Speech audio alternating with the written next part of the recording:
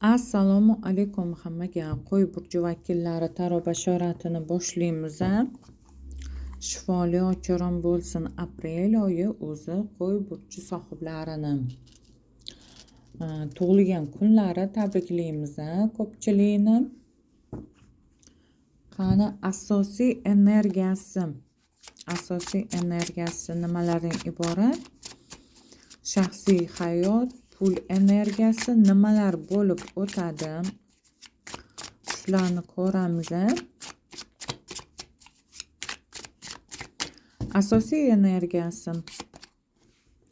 Asosiy energiyasi yordamga va hayotingizdagi o'zgarishlarga muhtojlik. O'zingizni chegaralab qo'ymasligingiz kerak. O'zingizni erkinligingizni, o'zingizni imkoniyatlaringizni, mani qo'limdan kelmaydi, men qila olmayman, menga bu narsaga yetmaydi, u yetmaydi, bu yetmaydi degan o'zingizni fikran ham, ma'naviy tarafdan ham o'zingizni chegaralab qo'ymasligingiz kerak. Qo'y burchi sohiblari. Asosiy energiyasi yangi ishlar boshlashingiz. O'zingizdagi ishlaringizda yangiliklar kirib kelishi va albatta judayam sizlarga har bitta harakatingiz, ishingiz barakali va omadli kelishi. Aprel oyi barakaga boy bo'ladi va Peterka Pentakli kartasi bilan aytmoqchimanki, siz ozmuncha pul yig'ib qo'ya oladigan, o'zingizga mablag' taraflama ham o'sish, sizda ishlaringizda ham yaxshilanish, qarzi borlar ozmuncha qarzlaringizdan qutulish harakatlari bo'ladi. Shaxsiy hayotingizda nimalar kutilyapti? Shaxsiy hayotda a'lo darajada oilangizdagi sharoit, mehr-oqibat tuyg'ulari yana ham kuchayishi mumkin.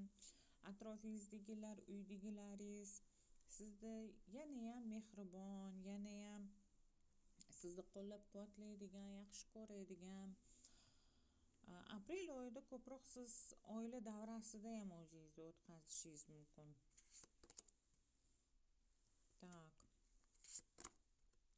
Lekin ba'zi sizni hayotingizga, oilaviy muhitingizga, oilaviy munosabatlarga putur yetkazadigan dushmanlaringiz, ko'rolmasliklar bo'lishi mumkin.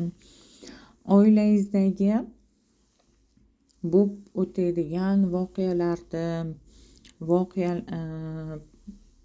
har bitta hodisani atrofingizdagilarga ko'rsatmaslikka harakat qiling. Pul taraflama judayam ziyoli bo'lishga harakat qiling. Ya'ni pullaringizni o'ylab sarflashingizga to'g'ri keladi. Tak sizlarga Devatka Pentakli judayam barakali oy hisoblanadi. Xo'p, endi runalar bilan ko'ramiz. Runalar bilan ham ochmay qo'yganimga ancha bo'lgan. Oldinga qaysi runa? Raydo. Putешествие, дорога, ya'ni sayohat, yo'lga otlanish, sayohat qilish, yangi maqsadga intilish va yangi ish boshlashingizga yaxshi imkoniyatlar, yaxshi vaqt. O'zingiz ham juda ham aktiv bo'lishingiz, aktiv holatda bo'lishingiz bu yerda namoyon. Xo'p, psixologik holatingizni ko'ramiz. O'zingizni ichki va emotsional psixologik holatingiz qanaqa bo'ladi? Nima qalbingizga taskin beradi aprel oyiga? Albatta, men aytganimdek oilangiz tinch bo'lsa, oilangizda farovonlik, mehr oqibat tushunish, взаимоотношения, ya'ni bir-biringlarga nisbatan bo'lgan hurmat, ishonch yuqori darajada bo'lsa, o'zingizni aprel oyida yaxshi his qilasiz, xotirjam his qilasiz. Agarda oilangizda ko'p munosabatlar, oilaviy munosabatlar buzilgan bo'lsa, hayotingiz ham ancha-muncha alg'ov-dalg'ov bo'lishi mumkin. Ish bilan bo'lasiz, ish ham sizni ruhiy tinchligingizni, ruhiy xotirjamligingizni beradi.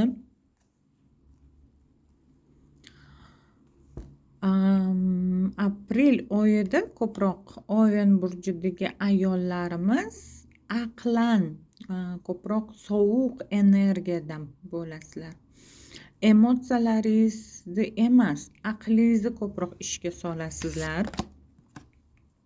Va men boya runalarda ko'rganimdek, yo'l, harakat, kim agar aprel oyida yo'lga otlanmoqchi bo'lsa, ketmoqchi, sayohatga, hayotini o'zgartirmoqchi bo'lsa, juda ham aktiv holatdagi kartalarimiz ko'rsatyapti.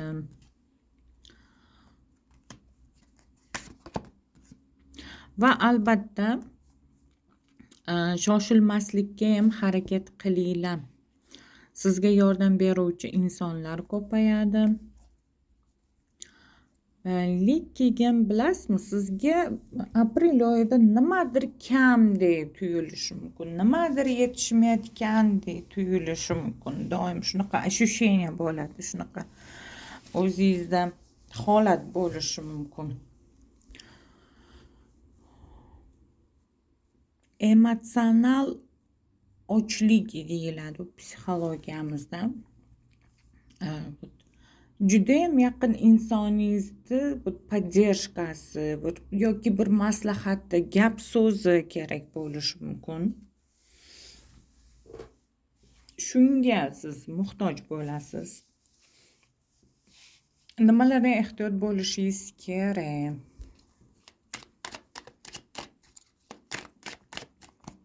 Aprel oyida nimalarga ehtiyot bo'lishingiz kerak? Birdaniga shayton kartasi chiqdi, lekin buni yaxshi tarafi ham bor, yomon tarafi ham bor. Atrofingizda yolg'onchi, коварный insonlar ko'payadi. Ya'ni sizdan foydalanmoqchi bo'lgan insonlar, sizni yaxshiligingizdan foydalanmoqchi bo'lgan insonlar ko'payadi yoki siz kimnidir ojizligidan foydalanishingiz mumkin. Nimalardan ehtiyot bo'lishingiz kerak? Pulga juda ham ekonomichni bo'ling, tejamkor bo'lishga harakat qiling. Shunda siz pul energiyasini o'zingizga to'g'rilab ola olasiz. Ortiqcha sarf xarajatlardan ham o'zingizni ehtiyot qilishga harakat qiling. Yoki to'satdan kimdir yoningizga kelib pul so'rashi mumkin. Hammaga ham yaxshilik qilaman deb urinmang. O'zingizga doim mablag', imkoniyatlar qoldirishga harakat qiling. Sog' bo'lasizlar, Oven burjidagilar. Shifoli ochirim bo'lsin. Omon bo'ling.